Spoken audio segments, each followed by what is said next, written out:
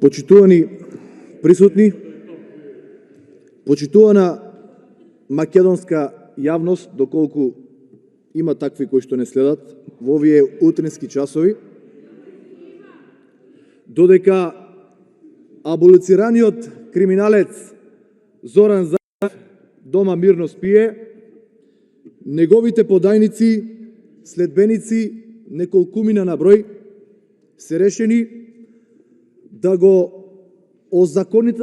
го донесат законот со кој што ќе легализираат 33 милиони евро.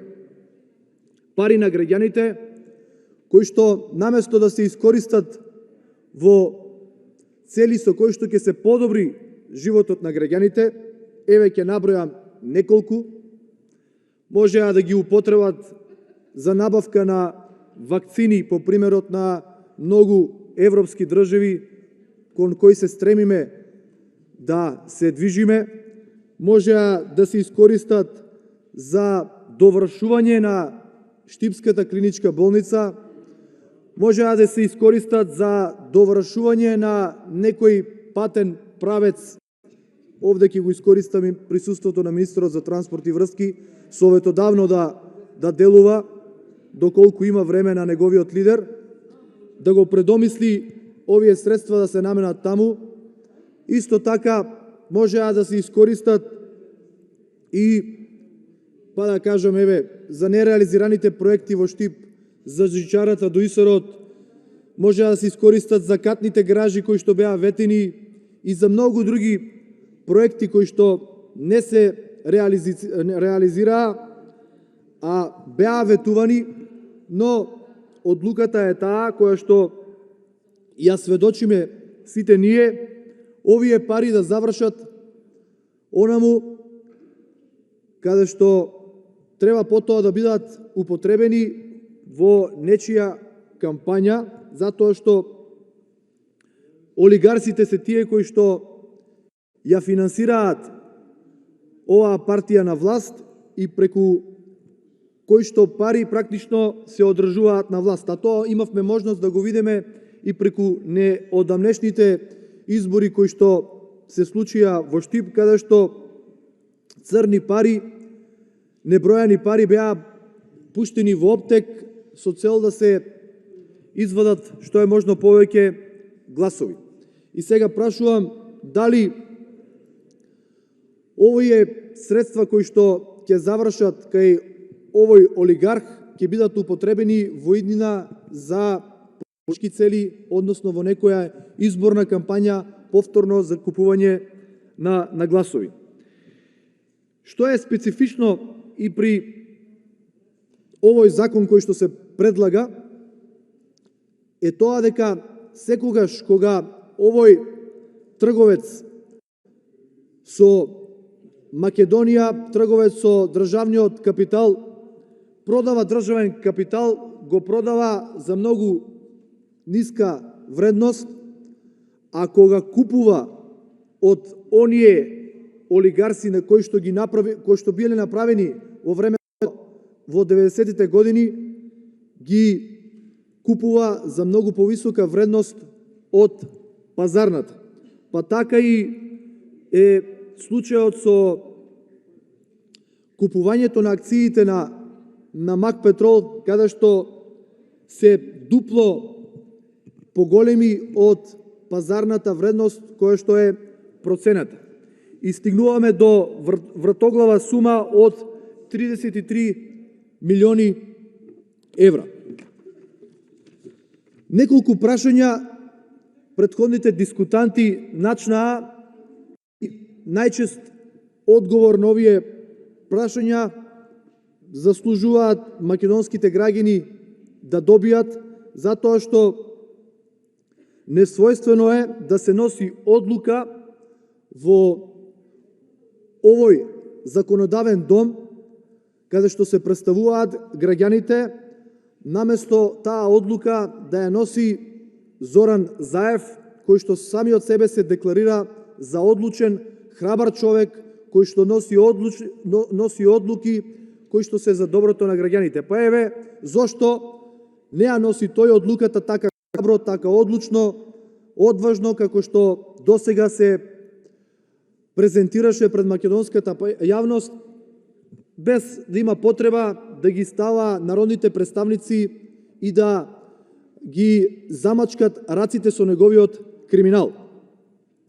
Следно прашање, зошто и покрај препораката на државниот правообранител, на државното правообранителство, дека оваа спогодба е штетна, се инсистира во едни вакви услови, по скратена постапка, во утрински часови надвор од очите на јавноста, да се протурка една ваква спогодба, штетна по развојот на Република Македонија.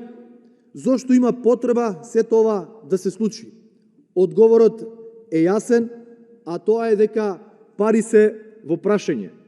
Нормално дека препораката на државниот правообранител нема да биде испочитувана, како што не беше испочитувана волјата на македонскиот народ при референдумот, кога при неуспешен референдум на сила направија промена на уставот со цел промена на уставното име. Вие очекувате или пак очекуваме овој човек да го почитува она кое што државниот правообранител му го посочил. И доста битно прашање, зошто во овој износ?